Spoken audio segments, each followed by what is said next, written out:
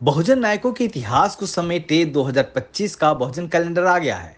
आज ही बुक करिए अपना बहुजन कैलेंडर। बाबा साहब को उनके पूरे वृहत ज्ञान उत्पादन के क्षेत्र में, जैसा कि मैं कह रहा हूं कि एक शिक्षाविद बाबा साहब, हम उसको कह रहे हैं, एक बाबा साहब एक्टिविस्ट हैं जो आंदोलनकारी हैं, आंदोलन चलाते थे, राजनीतिक करते थे, राजनीति में उन्होंने दल बनाए, जो है जैसे 1936 में इंडिपेंडेंट लेबर पार्टी, 1942 में शेड्यूल कास्ट फेडरेशन और आरपीआई की नींव डाली 1950s में।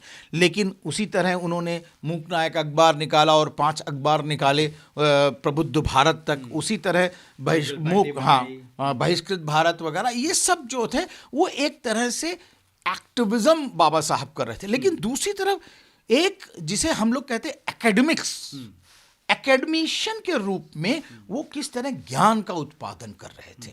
और ज्ञान के उत्पादन का जो फलक है वो राष्ट्र निर्माण, सामाजिक न्याय और ये जो अधिकार, सामाजिक न्याय के साथ अधिकार, और कहीं ना कहीं जो बड़े भारी शिक्षाविद हैं, चाहे वो कार्ल मार्क्स हों, चाहे वो मैक्स मुलर हों, इनके बीच में बाबा साहब ने किस प्रकार एक सामंजस्य बिठाने की बात करी। तो उस फलक को भी देखना पड़ेगा और उसके लिए हमें पढ़ना पड़ेगा। नहीं तो क्या होता है, बाबा साहब अम्बेडकर ने कहा शिक्षित हो, संगठित हो, संघर्ष करो, और आप लोग शिक्षित नहीं रहो, संगठित नहीं करो। बाबा साहब ने कहा कि आप लोग जो है धम्म में जाओ और आप लोग धम्म में नहीं जा रहे, जय भीम जय भारत, और हम सब ताली बजाते हैं। मुझे लगता है इससे हमें निकलना पड़ेगा और इससे आगे बढ़ करके हमें बाबा साहब का राष्ट्र निर्माण के प्रति जो भी ज्ञान का उत्पादन किया है उसको लाना पड़ेगा।